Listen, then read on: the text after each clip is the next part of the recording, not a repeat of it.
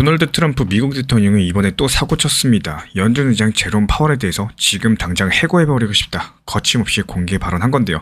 이 연준 본부를 깜짝 방문한 뒤 파월을 향해서 물가 잡아야 되는지 지지부진하다 이러면서 비난을 퍼부은 겁니다. 언론 보도에서는 트럼프가 소규모 공화당 의원 모임에서 파월 해임 초안까지도 보여주면서 진짜로 해임이라도 시킬 것처럼 의견을 물어보기도 했다라고 전했습니다. 이런 소식이 들리면서 현재 금융시장이 급격하게 요동치고 있는 상황이에요. 이에 따른 미 국제금리가 급등했고 달러 가치가 흔들렸었죠. 이 많은 사람들이 한마디로 트럼프의 정치쇼 혹은 연례 행사 정도로 여기기도 합니다. 이 또 다른 관점에서는요. 선거 전에 금리 인하 압박용 언급인가, 다가오는 2026년 11월 미국 중간선거 앞두고 정치쇼 하는 거 아니냐 이렇게 치부하기도 합니다. 하지만 과연 이런 표면적인 해석만이 전부일까요? 이 발언 뒤에 더 복잡한 진짜 그림이 숨어있다는 사실 지금부터 살펴보도록 하겠습니다. 그리고 암호화폐 시장에서도 미국 상원 측에서 연내 암호화폐 시장 구조 법안인 클래러티 처리에 대해서 시동을 걸고 있고, 연준 내부에서는 12월달 금리 인하가 확정된 계획이 아니다라는 목소리가 나오고 있습니다. 여기서 은행들은요 OCC 해석 지침으로서 암호화폐를 활용한 가능성까지도 타진하고요. 프랑스 대형은행 SG포지는 블록체인을 이용해서 미국 채권을 토큰화했습니다. 그리고 스탠다드 차트도 역시 마찬가지로 비트코인의 조정이 끝났다 이런 분석까지도 내놨는데, 현재 암호화폐 시장에서 여러 가지 금융 암호화폐 이슈들을 모아보면요 공통된 흐름과 숨은 연결고리가 보여지고 있어요. 지금 눈앞의 뉴스들이 단순한 언론 플레이인지 아니면 금융 패러다임의 변화의 신호탄인지 우리가 흔히 알고 있는 얕은 해석 뒤에 감춰진 실체를 파헤쳐 보도록 하겠습니다. 그렇다면 먼저 트럼프 발언의 본질부터 살펴볼 필요가 있겠습니다. 이 트럼프가 대규모 감세법 통과 이후에 늘어난 재정 적자 이자 부담을 줄이기 위해서 미국 연준이 금리를 크게 내려야 된다라고 주장을 해왔었고, 즉 경기 부양책과 부채 비용 경감이 목표겠죠. 근데 여기서 현재 연준은 여전히 2%대 인플레이션 목표치를 넘어선 상황입니다. 물가를 잡아야 된다. 이 이유로서 금리를 함부로 내리지 않는 것이 현재 미국 연준의 입장인데요. 이 법적으로도 연준 의장 같은 경우는 대통령 임명으로서 4년 임기지만 법정 사유 없이는 임기 도중에 해임될 수가 없습니다. 연준의 독립성이 정치 권력 개입을 막기 위해서 1913년법에 명시된 원칙이기 때문에 여기서 트럼프가 이런 것들을 잘 알고도 현재 압박 카드를 강행했다라는 거예요. 그리고 최근에 연준의 건물 리모델링 예산 과다 논란을 걸고 넘겨가지고 파월 사기다라고 공격했죠. 언론에 따르면은 이 윌리엄 폴티 등 측근들은 파월 해임을 강력히 주장을 해왔고, 여기에 대해서 파월 의장은 공개석상에서 대통령이 파월을 비난하는 건 듣기 어렵다라고 선을 그었습니다. 그리고 어제 트럼프 인터뷰에서는요 시장에서 혼란만 줄 뿐이라서 파월을 해임할 계획은 없다라면서도 그 사기가 드러나면은 우리 물러날 수도 있다라는 모호한 입장까지도 내놨어요. 그리고 리치먼드 연은 총재 토마스 바킨도 지난 기자회견에서 12월달 금리 인하는 기정사실이 아니다라면서 파월 의장을 옹호했습니다. 이런 기조들이 현재 금융시장에서 미치는 함의는 분명하겠죠. 이 대통령과 중앙은행이 정면 충돌하면요 통화정책 예측 가능성이 떨어질 거고 달러 신뢰도에 영향을 미칠 수가 있겠습니다. 이 실제로 7월달 중순 뉴욕타임스, CBS 보도 직후에 미 국채 30년물 금리가 장중에 5% 돌파하면서 시장이 출렁였고요. 이 과거에 닉슨 대통령이 물가 관리보다 당장 선거 이득을 위해서 페드 의장을 압박한 사례를 봤을 때 그 후폭풍은 수년 동안 이어진 바가 있었습니다. 이 트럼프의 이번 압박 자체가 이런 사례들을 떠올리게 만드는 거고, 역사 패턴을 알면 미래를 볼 수 있다고 하죠. 이 겉으로 보기에 정치적인 발언이겠지만 이 사실은 본질적인 금융 시스템 신뢰를 시험하는 일이기도 합니다. 이런 상황에서 현재 우리가 직면한 구조를 분석해 봤을 때 미국 연방준비제도는 법적으로 독립기관입니다. 의장과 위원들은 14년 임기의 이사회 멤버로서 중대한 위법과 비리가 없으면 임기가 보장됩니다. 패드의 목표는요 안정적인 물가랑 최대 고용이 우선이에요. 하지만 현재 실제 의사결정은 복합적인 모습인데요. 파월 의장을 포함한 FOMC 의원들은 금리 정책에 대해서 의견차가 있었습니다. 최근에도 일부 의원들이 동결보다 금리 인하를 선호하지 않아서 위원 간의 표 차이가 컸다라고 하고, 그리고 일각에서는 파월 의장을 변칙적으로 압박을 하면서 스스로 사퇴를 검토하게 하는 이런 전략으로서 보고 있습니다. 만약에 파월이 예고 없이 사임하거나 해임된다면 그 시장에서는 그야말로 엄청난 충격파가 밀어닥치겠죠. 여기에 대해서 시장은 이렇게 바라봅니다. 이 시장에 대혼란이 올 것이다 이렇게 경고까지도 남기고 있는데, 반대로 미국 연준이 종전의 계획대로 독립적으로 남아서 정책을 계속 운영한다면 이 지금 당장 큰 파장은 피할 수 있겠습니다. 하지만 양쪽 시나리오 모두 다 부작용이 있다라는 거, 이 금리를 함부로 내리면 단기적으로 주식 부동산은 상승 요인이 되겠죠. 하지만 인플레이션에 대한 재발 가능성이 높아집니다. 이 반대로 금리가 높게 유지가 되면요 실물 경제는 부담을 받고 채권자는 이득을 보게 됩니다. 현재 연말 인하 기대에 맞춰가지고 포지션을 취한 시장은 이미 변화가 예고되면서 긴장하는 모습인데요. 토마스 바킨 총재의 발언처럼 내년에는 큰 정책 변화가 예고 없이 올지 모른다라는. 그리고 이제 암호화폐 관련 법제 구조를 보면은 상원위원회 위원장 팀 스콧에 따르면요 암호화폐 시장 구조 법안 클래러티, 이게 12월달 은행위 마크업 후에 내년 초에 상원 전체 회의에 부의될 계획이다라고 해요. 이 법안의 핵심은 암호화폐 규제를 명확히 하겠다는 건데, 예를 들어가지고 일정 조건을 충족하는 암호화폐는 미국 증권법상 등록 의무에서 면제해주는 이런 조항을 담고 있다고 알려졌습니다. 간단히 말씀드리면 금융당국이 보기에도 진짜 상품 성격의 코인은 등록 없이 거래할 수 있다는 뜻인데요. 만약에 XRP 같은 토큰이 지불수단 또는 결제용 화폐로 인정이 된다면 이런 혜택에 대해서 받을 가능성도 제기가 될 거고, 또 미국 SEC랑 CFTC의 권한을 명확히 나누자라는 점도 눈여겨볼 만하겠습니다. 여기서 미국 SEC는 투자 계약성이 큰 토큰, CFTC는 비트코인처럼 상품적인 성격이 강력한 디지털 자산을 받도록 하겠다는 구상이고, XRP가 CFTC로 관할로 분류가 된다면요, 미국 SEC 소송 부담에서 상당 부분 벗어날 수가 있겠죠. 이 금융 규제 외에도 당국의 해석표도 있습니다. 미국 통화감독청 OCC는 은행이 블록체인 수수료 지불을 위해서 암호화폐를 보유할 수 있다, 관련 공식 발표를 했는데요. 예를 들어가지고 은행이 국경 간의 송금이나 정산 과정에서 네트워크 수수료를 처리할 때 이 암호화폐를 활용할 수 있게 된다는 의미입니다. 리플 렉 같은 실시간 결제 시스템에서도 이론적으로 은행들이 암호화폐를 쓰는 길이 열릴 수가 있겠죠. 이 거대 은행의 동향도 중요합니다. 프랑스 소시에테 제네랄 같은 경우는 블록체인 플랫폼을 활용해서 미국 달러 표시 단기채를 토큰화해서 발행을 했습니다. 건 같은 경우는 SOF와 연동 단기물로 트레이딩사 DRW가 매입했죠. 즉 전통은행도 블록체인을 이용한 자산 발행에 뛰어들고 있다는 거. 이런 흐름들이 기술적으로 중앙은행 발행 디지털 화폐와는 다르겠지만요, 이 블록체인 기술이 기존 금융시장의 속속들이 통합되고 있다, 이런 것들을 보여주는 예시겠죠. 또 리플사의 리플 레저처럼 실시간 결제를 겨냥한 기술도 이런 맥락에서 놓고 보면 이해가 가능합니다. 이런 구조들 속에서 관련 기업과 산업을 살펴보자면은 이 리플 랩스를 떠올리게 됩니다. 리플은 금융기관용 송금 솔루션을 개발하는 기업으로서 XRP 토큰을 네트워크 유동성용 자산으로서 활용을 합니다. 리플사의 비즈니스 모델은요, XRP라는 디지털 자산을 활용해서 은행 간의 거래 속도랑 비용을 낮추자는 거예요. 이쪽에는 미국에서는요, 미국 SEC와의 소송으로 고전 중에 있지만 유럽과 아시아에서는 여러 은행과 협력 사례를 늘려가고 있다는 거. 이 가령 브라질, 아랍에미리트 이런 등지에서 금융기관들이 리플렛을 시험 운영 중에 있고, 이번 클래러티 법안 같은 규제 변화는 리플사에게 기회일 수가 있겠습니다. 만약에 여기서 XRP가 투자 계약이 아니라 결제용 자산으로 판단되면서 등록 면제 대상이 된다, 그럼 미국 내부 사업도 숨통이 트일 수가 있겠죠. 하지만 또 좋은 것만 있는 것도 아니에요. 리플에서 위험 요소가 명확하게 존재한다라는 거. 이 다른 블록체인 프로젝트랑 경쟁도 하고 있고, 예를 들어가지고 이더리움 같은 경우는 스마트 컨트랙트 바탕으로 다양한 금융 서비스를 제공하죠. 중앙은행들은 CBDC 실험을 계속하고 있습니다. 리플은 빠른 송금에 특화되어 있지만 기관 시장에서의 수요가 충분하지 않으면 XRP 가격이 움직이기가 어렵다는 거. SG포즈의 토큰화 사례처럼요, 이 전통 금융사가 속속 디지털 자산 실험에 뛰어든다, 그럼 오히려 암호화폐에 대한 신뢰가 더 높아질 거고, 리플 같은 회사를 포함해서 암호화폐 생태계가 성장한다면 XRP 같은 자산의 중장기 전망은 시간이 지날수록 긍정적일 거라는 거예요. 그렇다면 지금 시점에서 우리가 어떻게 접근할 수가 있을까요? 데이터랑 시장 흐름을 차례로 살펴보겠습니다. 이 온체인 데이터를 봤을 때 XRP 관련 지표들은 조심스럽게 호전되고 있습니다. 주요 거래소랑 지갑에서 XRP 잔고가 큰 폭으로 움직인 건 아니겠지만 이 대형 거래자는 소폭씩 매집 중이라는 분석도 있어요.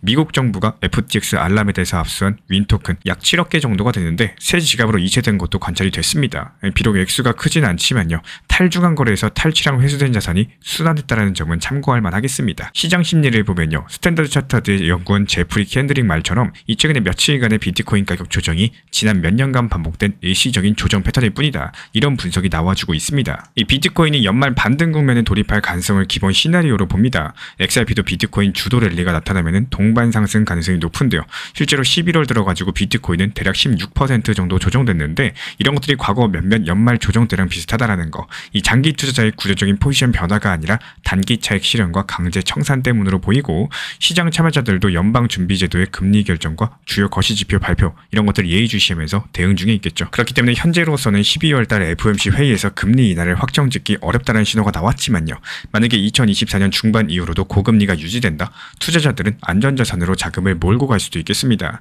반대로 인플레이션 지표가 안정된다, 그럼 연말에 리스크 자산으로 복귀할 유인이 생기겠죠. 결론적으로 봤을 때 데이터는 아직까지 명확한 방향성을 말해주진 않습니다만 최근에 몇 년의 패턴과 전문가 전망에 따르면요, 당장의 폭락보다는 조정 국면 이후에 반등을 기대하는 의견이 많습니다.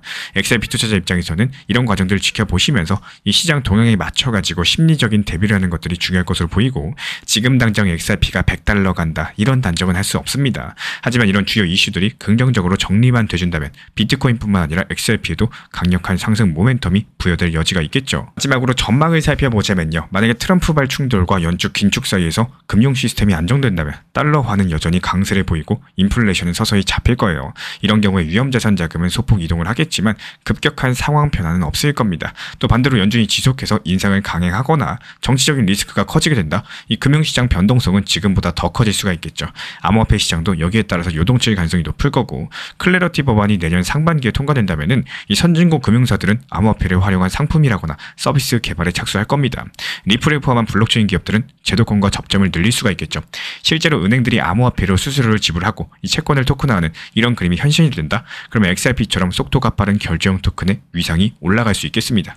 반면에 입법이 지연되고 SEC 같은 규제기관의 견해가 강경해지면요. 암호화폐 도입은 속도를 내기 어려울 겁니다. 이럴 경우에 XRP 같은 코인은 여전히 규제 리스크에 묶여있을 텐데 이 개인 투자자 입장에서는 지금이 시시각각 바뀌는 정보 속에서 단편적인 수익률 숫자에만 집중할 때가 아니라는 거. 이 금융시장은 체스판과도 같기 때문에 킹과 퀸의 움직임만으로는 결과를 점칠 수가 없는 것처럼 이 통화 정책과 정책, 규제, 기술 변화라는 이런 여러 가지 말들이 어떻게 배치되는지를 보셔야겠습니다. 갑작스런 뉴스에 놀라시기보다는 지금까지의 거시 흐름과 함께 XRP를 비롯한 이런 암호자산의 가치를 재검토해 보시기를 권장을 드려요. 결국에 지금까지의 흐름이 계속된다면 암호화폐는 금융시장의 한 축으로 자리 잡게 될 거고 XRP 100달러 시대가 당장 열릴지는 알 수가 없습니다. 하지만 연준과 정부 정책, 이 대형 은행들의 움직임이 맞물린다면 디지털 금융 패러다임이 가속될 것이면 분명한 거고 우리의 금융거래 방식이 바뀌면서 해외 송금 비용이 확 줄고 스마트한 디지털 자산이 보편화되는 이런 미래를 한번 상상해 보세요.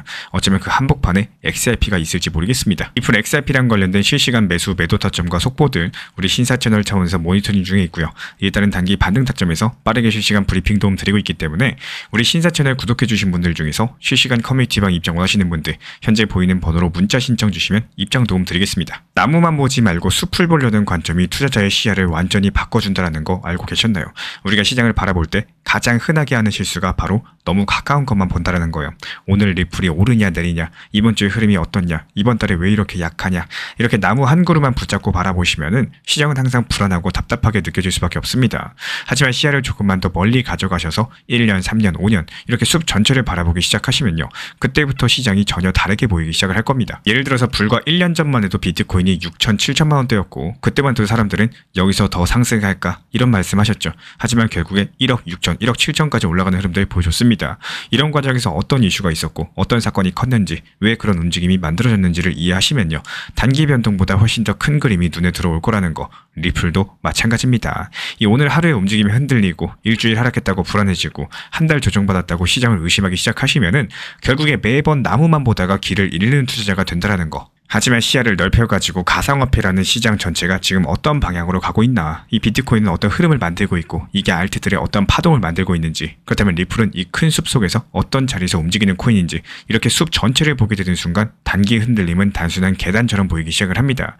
결국에 시장을 이기는 사람은 가까이에서 오늘 오르고 내리는 나무만 보는 사람이 아니라요. 멀리서 시장이라는 숲 전체의 길을 보는 사람이겠죠. 지금 당장의 한 그루가 흔들린다고 숲 전체가 흔들리는 게 아닌 것처럼 당장의 한 주, 한 달의 조정이 미래의 상승 가능성을 무너뜨리는 것도 아닙니다. 그래서 저는 오늘도 응원드리고 싶어요. 숲을 보는 시야를 가진 투자자들만이 흔들림 속에서도 박약을 잃지 않고 끝까지 살아남기 때문입니다. 결국에 길을 잃지 않는 사람은 한 그루가 아니라 숲 전체를 보는 사람이라는 거예요. 현재 제가 안내드리고 있는 정보방 입장에 대해서 관심이 있으신 분들이 최근에 많아지셨습니다. 간단하게 한번 설명드려보도록 하겠습니다. 먼저 항상 무슨 일이 있어도 업비트, 빗썸, 현물 매매로서만 안내드리고 있기 때문에 원칙 매매를 잘 활용하시는 것들을 추천을 드려요. 이 세 가지 방으로서 안내를 드리고 있는데요. 첫 번째로 가장 구독자분들께서 관심 있어 하시는 리플 전용방입니다.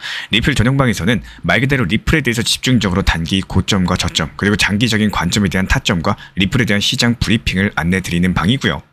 이 리플 전용방에서 안내드리고 있는 정보방 타점으로 단기 고점과 단기 저점에 대한 타점을 활용을 하시되 신경 쓰는 매매가 아니라 목표가에 미리 걸어놓고 미국 시장이 활발한 새벽 시간대 혹은 업무 시간대도 신경 안 쓰면서 수익 실현과 저점 추가 매수 타점을 활용하는 방향으로서 안내 도움 드리고 있어요.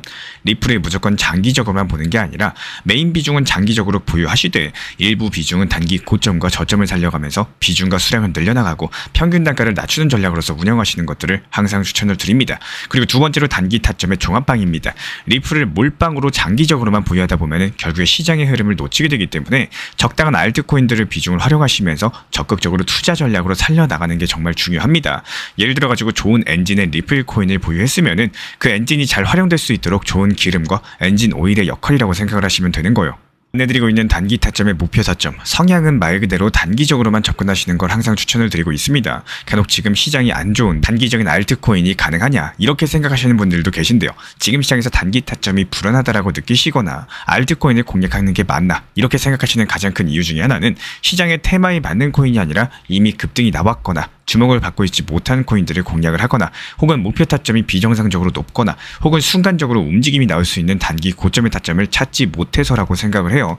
결국에 투자 시장은 순환적으로만 흘러가기에 적당한 알트코인들을 비중에 맞춰가지고 병행하면서 여기서 나온 수익들로 리플의 단기 저점 매수의 계획을 통해 가지고 하나의 톱니바퀴처럼 움직이도록 내 포트폴리오를 구성을 할 줄 아셔야 됩니다. 타점은 말 그대로 단기 타점답게 수익 실현하고 나면 사실 그 이후에 더 상승하던 떨어지던 크게 신경 쓸 필요가 없겠죠. 시간 또한 바빠가지고 걱정할 필요가 없는 게 항상 말씀드린 이런 목표 타점에 미리 걸어두면은 신경을 쓸 필요가 없다는 점을 반드시 생각을 하셔야 됩니다. 그리고 세 번째로는 종합 브리핑방인데요. 중요할 수 있는 속보, 시장 브리핑에 대한 핵심 내용들을 전달드리면서 시장이 어떻게 흘러가고 앞으로의 시장이 어떻게 움직일까 이런 중요 핵심 내용 같은 것들을 전달드릴 뿐만 아니라 메이저 코인과 그리고 스윙과 중장기적인 타점에 대해서 안내드리면서 단기적 관점보다는 조금 보유 기간이 있다라고 하더라도 목표 타점 자체를 높게 보는 방향으로서 안내드리고 있는 방입니다. 대표적으로 최근에 도지코인에 대해서도 목표 타점을 높게 276원의 종합 브리핑방에서 타점 안내드리면서 여유롭게 약 5일 정도 보유하면서요. 도지코인이 상승이 연달아 나오고 있을 때 오히려 과감하게 370원의 목표 타점을 안내드렸습니다. 이렇게 상승이 잘 나오고 있을 때는 대부분 여기서 더 오르는 게 아닌가 이렇게 생각을 하시는 분들이 많이 계시겠지만 항상 적당한 고점에서 수익 실현하는 것들을 목표로 잡는 게 정말 중요하다고 말씀을 드려요. 이렇게 세 가지 방 입장 안내드리고 있기 때문에 항상 업비트, 빗썸으로서 현물에 대해서 안내드리고 있습니다. 비중 조절과 원칙 매매를 통해서 일하거나 바쁜 와중에 신경 쓰시는 매매보다는요. 여유롭게 매도 걸어놓고 편하게 신경 안 쓰시면서 제대로 운영하시기를 추천을 드리겠습니다.